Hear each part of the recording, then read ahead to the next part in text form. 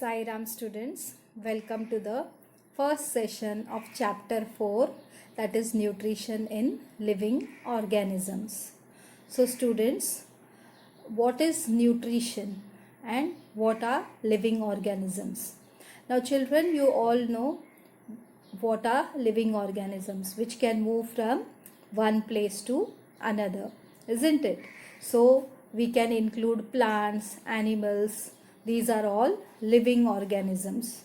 Though plants, they cannot move from one place to another, still they are included in living organisms because they can produce their own food. So, and what is nutrition? Children, whatever food we eat, right? We eat a lot of foodstuffs. Now in these foodstuffs, several types of nutrients are present. We had already discussed this in the chapter of food safety, right? What are the 6 main types of nutrients? Carbohydrates, proteins, fats, vitamins, minerals and fibers. So we get all these nutrients from several foodstuffs, from the several food items.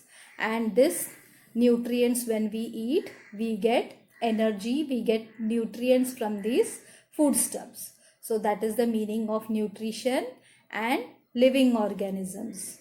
So first we'll see what is the definition of nutrition. The process of taking in and using the food which takes place in the living organisms is called as nutrition. So what is the definition of nutrition? The process of taking in and using food which takes place in the living organisms is called as nutrition. So what are we doing? We are taking the food inside and using it, right, for the growth of our body for various purposes. And this process, it takes place in the living organisms. So let's move to the next part. Now why there is a need of nutrition? So why do we require nutrition? First is to supply the energy required for doing the work. So whatever work in the whole day we do, for that we require nutrition. We require energy for doing any work, right children? So growth and development of the body. So unless we eat every day, our growth will not take place, development will not take place in the body.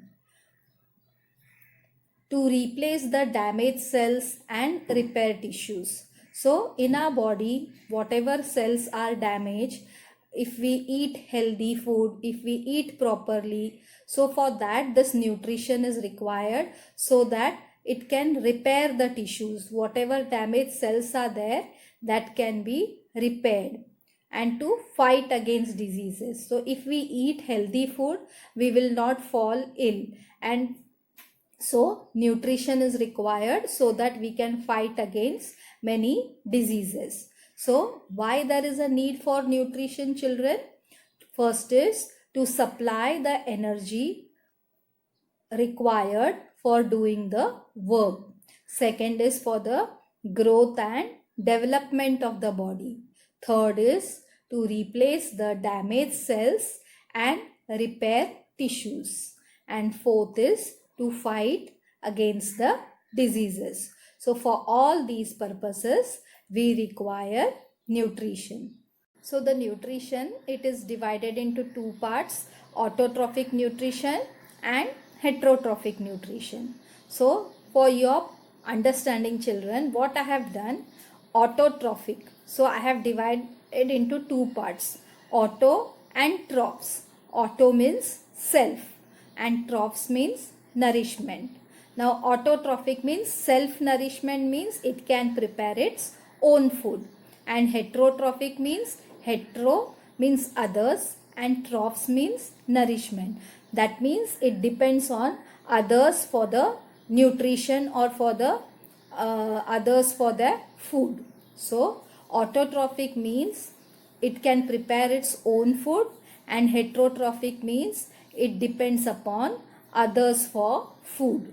So nutrition, it is divided into two parts, autotrophic nutrition and heterotrophic nutrition. Autotrophic nutrition means they can prepare its own food, and heterotrophic means they depend on others for food.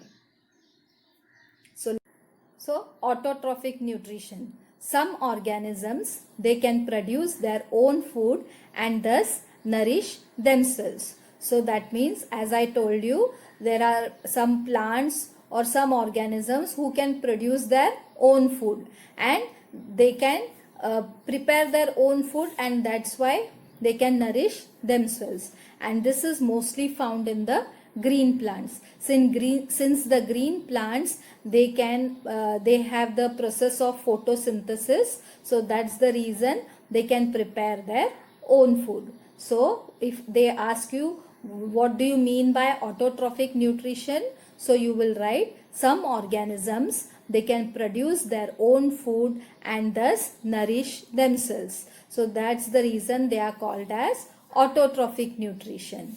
So now let's see what is heterotrophic nutrition.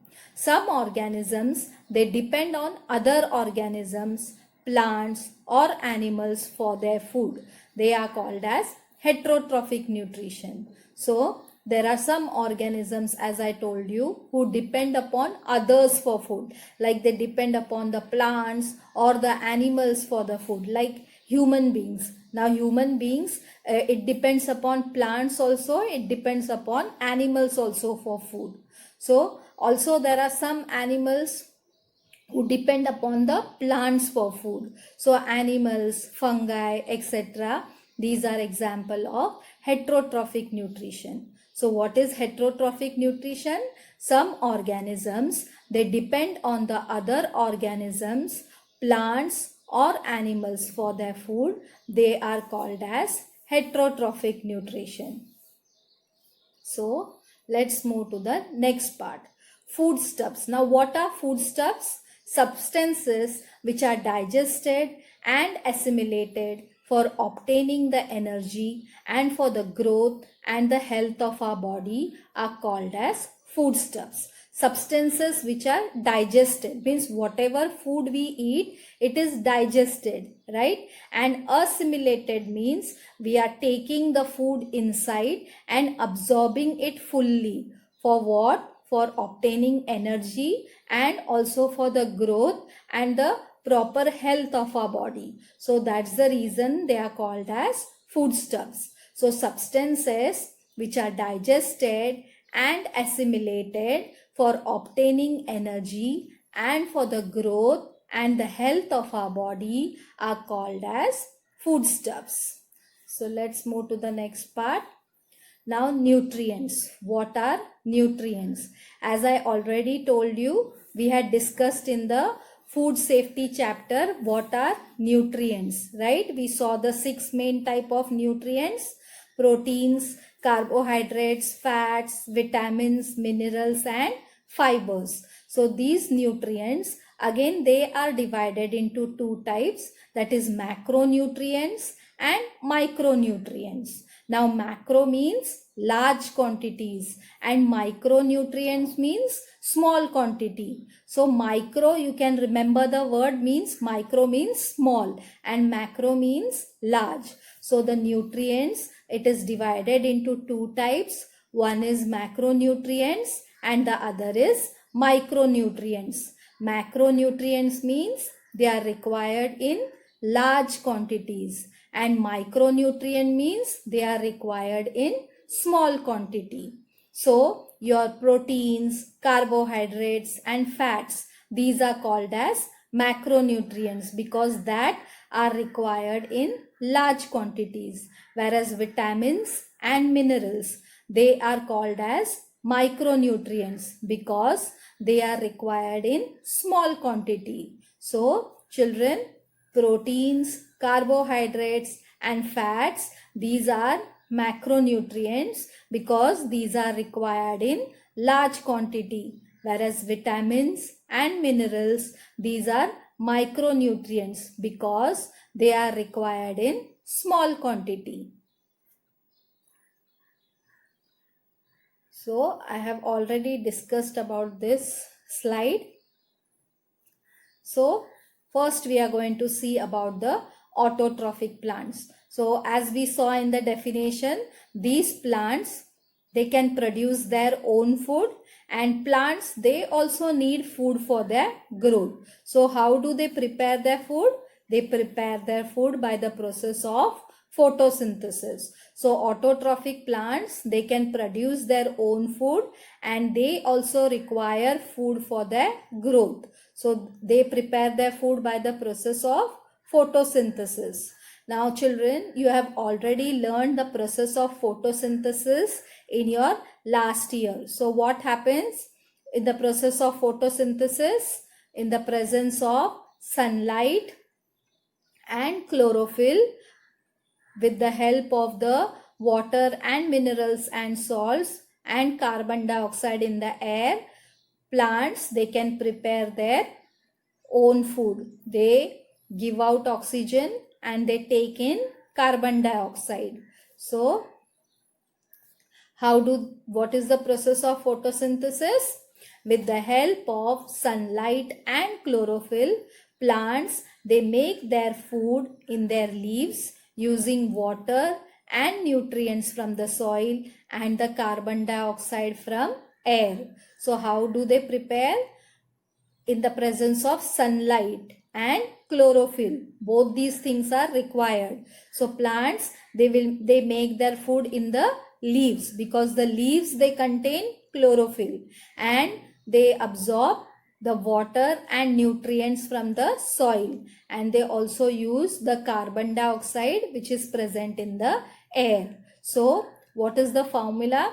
Carbon dioxide plus water in the presence of sunlight and chlorophyll, it gives food, that is glucose plus oxygen. So carbon dioxide plus water in the presence of sunlight and chlorophyll, it gives food, that is glucose plus oxygen. So what is the formula, chemical formula?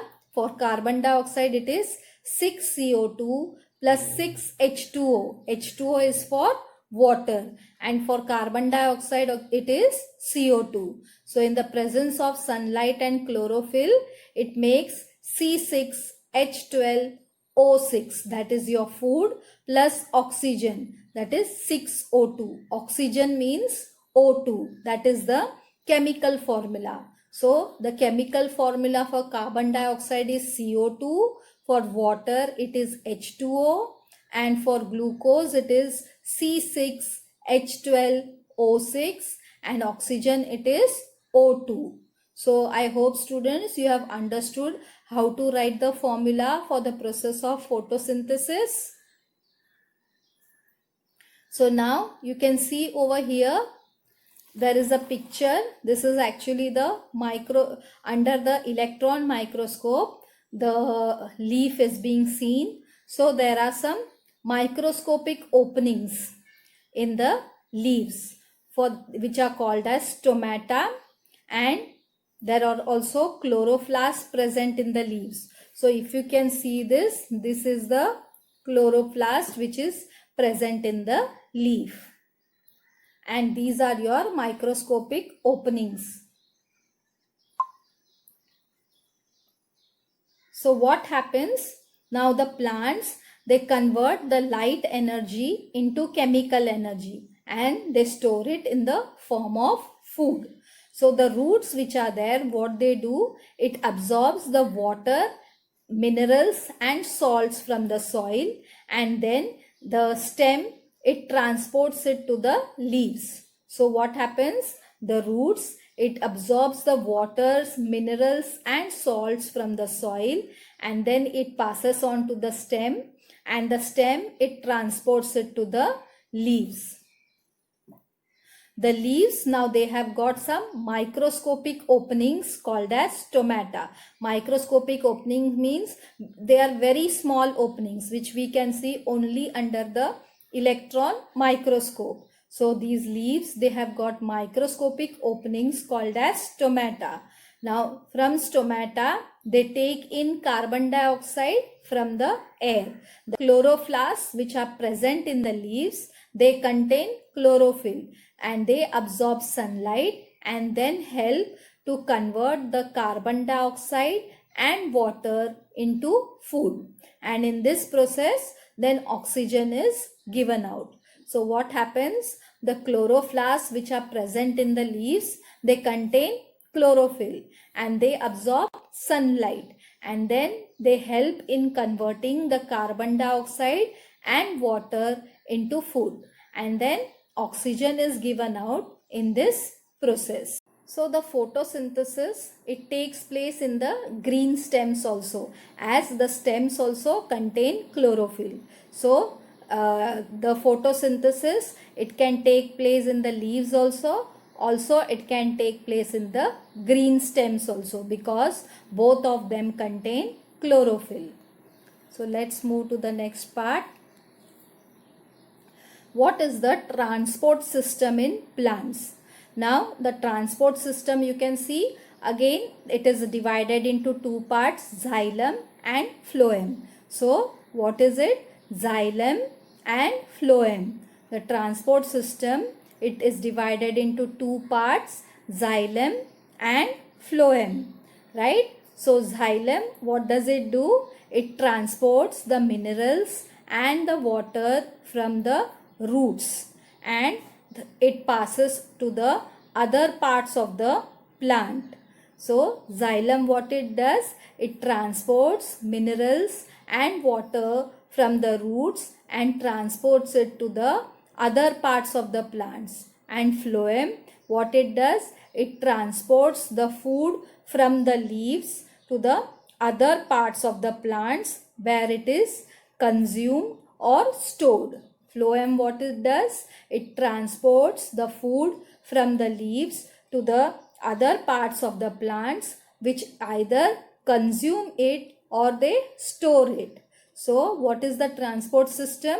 The transport system, it is divided into two parts, xylem and phloem. So what is the function of xylem? It transports minerals and water from the roots and transports it to the aerial parts of the plant. And phloem, what it does? It transports the food from the leaves to the other parts of the plant. So there is a transport system in the plant, but there is no separate digestive or excretory system in the plant. So plants, they have a transport system, but they do not have separate digestive and excretory system. So this is the figure, children. You can see how the transport system is taken place. This is given about they have taken here the section of a root, means one part of the root they have taken and they have seen it in the microscope. So here also they have taken the part of a stem and seen under the microscope, and this leaf also they have taken a section of it and seen under the microscope. So the what it does now, as I told you, xylem, it transports the water and minerals, right? And phloem, it transports the food to the leaves of the other parts of the plant. So children, let's recap what we have learnt in today's session. So children, first we saw the definition of nutrition. Then we saw why the nutrition is required. After that, we saw the two types of nutrition, that is the autotrophic nutrition and the heterotrophic nutrition. Then we saw that the nutrients, they are divided into two types, macronutrients and micronutrients. Then we saw what are macronutrients and what are micronutrients. After that, we saw, children, about the process of photosynthesis, how photosynthesis takes place. And then we saw about the transport system in the plants, that is, it contains two parts, xylem and phloem, and we saw the functions of xylem and the functions of phloem. And we also saw in the last that the plant, it does not have a separate digestive or excretory system. Right, children? So in the next session, we'll discuss about the further things. So till then, goodbye.